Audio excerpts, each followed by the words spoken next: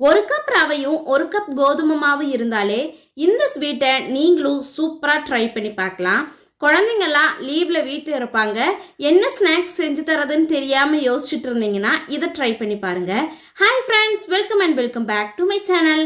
இன்னைக்கு நம்ம செய்ய போகிற ஸ்வீட்டோட நேம் ரவா குழிப்பணியாரம் தான். செய்யறதுக்கு நல்லா ஒரு பெரிய வெல்லமாக பொடி பண்ணி எடுத்துக்கலாம்.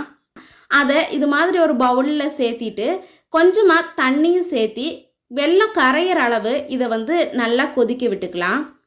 இதுக்கு கம்பி பதம் எதுவும் தேவையில்லை, அதனால வெல்லம் மட்டும் கரைஞ்சா போதும்.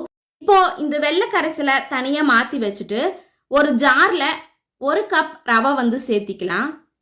உங்களுக்கு நிறைய செய்யணும்னா எந்த கப்பில் நீங்கள் மெஷர் பண்ணுறீங்களோ அதே கப்பில் 2 டைம்ஸ் 3 டைம்ஸ் அப்படி நீங்கள் அதிகமாக்கிட்டே போடலாம். இப்போ இந்த ஒரு கப் ரவையை நல்லா நைஸாக பொடி பண்ணி எடுத்துக்கலாம். இதில் நமக்கு தேவையான அளவு சோடா உப்பு சேர்த்திக்கலாம். சோடா உப்பு நீங்கள் எவ்வளோ சேர்த்துறீங்களோ அந்த அளவு அந்த பணியாரம் நல்லா உப்பலாக வரும்.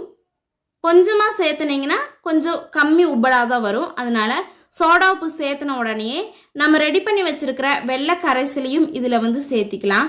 உங்களுக்கு இப்போ பார்க்கும்போது வெள்ளை கரைசல் நிறைய இருக்கிற மாதிரியும் ரவை கொஞ்சமாக இருக்கிற மாதிரி இருக்கும்.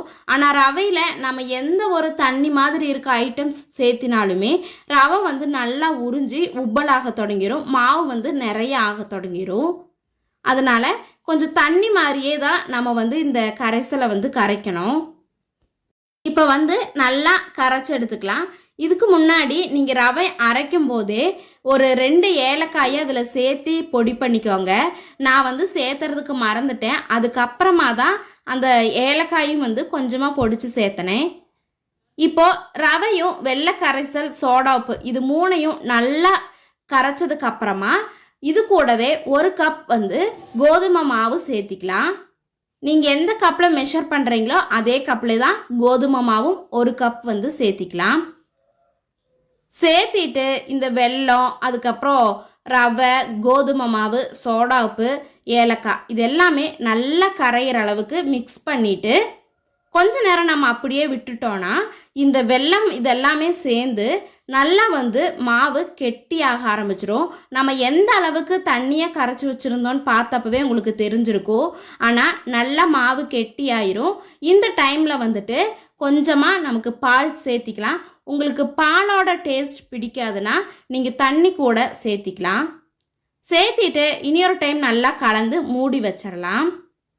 இப்போ இதில் கொஞ்சமாக டேஸ்ட் கூட்டுறதுக்காக தேங்காயை குட்டி குட்டியாக கட் பண்ணிவிட்டு எண்ணெயில் கொஞ்சமாக ஃப்ரை பண்ணிவிட்டு இதில் சேர்த்து இன்னொரு டைம் மிக்ஸ் பண்ணிவிட்டு ஒரு 5 மினிட்ஸ் நம்ம அப்படியே வச்சிடலாம். ஏன்னா இந்த தேங்காயிலும் அந்த ஸ்வீட்டெல்லாம் நல்லா பிடிக்கிறதுக்கு வேண்டி இதை மிக்ஸ் பண்ணிவிட்டு நம்ம அப்படியே எடுத்து வச்சிடலாம். ஃபைனலாக மாவு பணியாரம் செய்யறதுக்கு ரெடி ஆயிருச்சு. இந்த அளவு கெட்டியாக இருக்க வேண்டாம், இனியும் கொஞ்சம் கூட தண்ணி சேர்த்திட்டு நல்லா மிக்ஸ் பண்ணிவிட்டு குழிப்பணியாரத்தில் செய்யறதுக்கு ஸ்டார்ட் பண்ணிடலாம். இப்போ கல்லை வச்சுட்டு கொஞ்சம் கொஞ்சமாக ஆயில் சேர்த்தி 3/4 பாகம் நம்ம ஃபில் பண்ணணும்னா போதும்.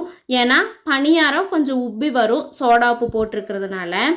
சைடு எப்படி வெந்துருச்சுன்னு நமக்கு தெரியும்னா நடுவில் மட்டும் மாவு இருக்கும், சைடில் எல்லாம் எண்ணெய் இருக்கும். அந்த டைமில் இந்த பணியாரத்தை திருப்பி விட்டுட்டு செகண்ட் டைமும் நல்லா வெந்த உடனே இதை நம்ம எடுத்துடலாம். இப்போ நம்மளோட ஸ்வீட் ரெடி ஆயிடுச்சு. நீங்களும் இதே மாதிரி ட்ரை பண்ணி பார்த்துட்டு எப்படி இருந்ததுங்கிறத மறக்காமல் கமெண்ட் பண்ணுங்கள். வீடியோ பிடிச்சிருந்ததுன்னா இது மாதிரி நிறைய வீடியோஸ்க்காக நம்மளோட சேனலை சப்ஸ்கிரைப் பண்ணி வச்சுக்கோங்க. தேங்க்ஸ் ஃபார் வாட்சிங். Bye bye.